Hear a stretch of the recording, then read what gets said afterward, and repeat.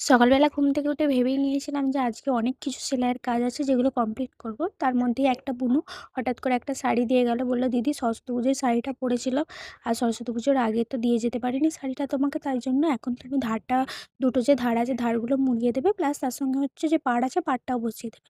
ঠিক যেমন কথা তেমন কাজ। আমাকে কাজটা দিয়ে গেছে যেদিন, তার দুদিন পরে এসে বলছে, "দিদি আমার কাজটা হয়েছে।" এবার আমার এতই শরীর খারাপ যে আমি ওকে মানে কাজটাও করে দিতে পারিনি। তাই জন্য ওকে বলেছি রবিবার ডেট দিয়েছি। আর আজকে যেহেতু রবিবার, আর আজকে কি করেছি, সকাল থেকে ঘুম থেকে উঠেই ভেবেচিন্তে নিয়েছিলাম যে বোনের কাজটা আগে করে দেবো। বাদবাকি তারপর যে মামনির ব্লাউজগুলো আছে সেগুলো রেডি করব। একটা ব্লাউজ রেডি হয়ে গেছে, যেহেতু আরেকটা ব্লাউজ রেডি হয়নি। সেই ব্লাউজটাও রেডি করব। সেই ব্লাউজটা রেডি করার ভিডিও তোমাদের সঙ্গে শেয়ার করব। আর এখন যেহেতু পাড় বসাচ্ছি, পাড় বসানোর আগে দু ধারটা মুড়ে নেয়। কেউ পিকো করে, আবার কেউ সিম্পলি মুড়িয়ে নেয়। আমিও মুড়িয়ে নিই। আমারও তো পিকো করার ধৈর্য নেই সত্যি কথা। কিন্তু কাস্টমার যখন দেয় তখন তো করতেই হবে, কিছু করার নেই। কিন্তু নিজের শাড়িগুলো মানে করা হয় না। যাই হোক, আমার এরকম একটা সেম শাড়ি আছে। এই নিয়ে আমি এরকম শাড়ি ৩ টে কাজ করলাম। ৩ টে শাড়ি। এক হচ্ছে আমার শাড়িটা, আর আমার যে বান্ধবী আছে সেই বান্ধবীর শাড়িটা, প্লাস এটা আমার বান্ধবীর আমার একটা অন্য একটা বান্ধবীর বোনের শাড়ি। আর এই শাড়িটা মানে ওই যে ধারটা কেটেছে না, ধারটা এত মানে কে কেটেছে আমি জানি না। মানে আবড়া-খাবড়া করে কেটে দিয়েছে যা হোক করে। আমি তারপর ধারটা পুরোটা মুড়িয়ে নিয়েছি দেখো। দিয়ে এক হাত করে যে পাড় বসানোর আগে যে কাপড়টা ছাড়তে হয়, সেই কাপড়টা ছেড়ে দিচ্ছি পাড় বসানোর আগে। আর হচ্ছে পাড়টা দেখে নেবে, সোজা উল্টো করে দেখে নেবে। আর আমি সেলাইয়ের টেবিলে রেখেছিলাম। সেলাইয়ের টেবিলটা এত স্লিপ, শাড়িটাকে যতবার রাখছি ততবার হড়কে চলে যাচ্ছে। যাই হোক, তারপর দেখো যে শাড়িটা যেখান থেকে পাড় বসানোটা শুরু করবে সেইখানটা কী করবে, একটু মুড়িয়ে নেবে। মুড়িয়ে নিয়ে সেলাইটা করবে, কারণ মুড়িয়ে নিয়ে নেওয়া সেলাই করলে না ওখানে সিয়েটা বেরিয়ে থাকে, কী বলে, সুতোটা বেরিয়ে থাকে। পরে ওটা সমস্যা হতে পারে। এবং তারপর যদি যে শাড়ি পরবে সে যদি নূপুর পরে, সেখানে নূপুর পরলে নূপুরটা আটকে যায়। দেন এইসব কিছু ভেবে চিন্তে শাড়িতে ফলস পাড় বসাতে হয়।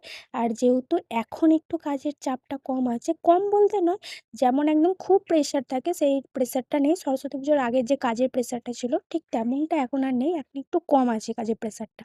আর আমার পুরোটা মেশিন সেলাই করা হয়ে গেছিলো। এরপর হাত সেলাইটা করছি।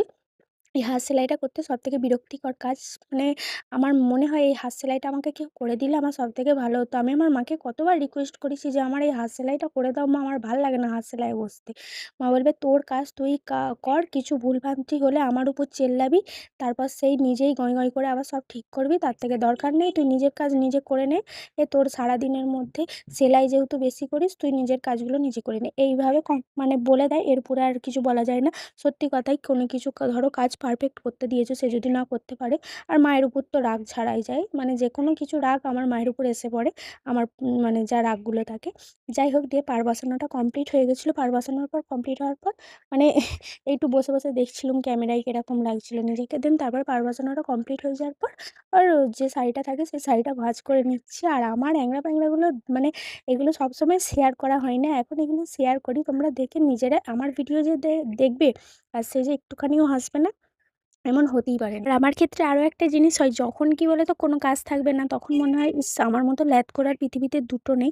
যে কাজ মানে কাজ থাকা সত্ত্বেও মানে করে না, এরকম একটা ব্যাপার। আবার যখন কাজ আসে মনে হয় একটু যদি রেস্ট পেতাম এরকম। তারপর পুরো শাড়িটা আমি ভাঁজ করে নিচ্ছিলাম। আর এই শাড়িগুলো সবই ঠিক আছে, নতুনেতে এত সুন্দর লাগে। তারপর যখন একবার তুমি কেচে ফেলবে, এই যে শাড়িগুলো এরকম গুটিয়ে যায়, এটাকে না ইস্ত্রি মারা পর্যন্ত ঠিক হয় না। আমারটাকেও একই হয়েছিল, বাট আমি আয়রন করে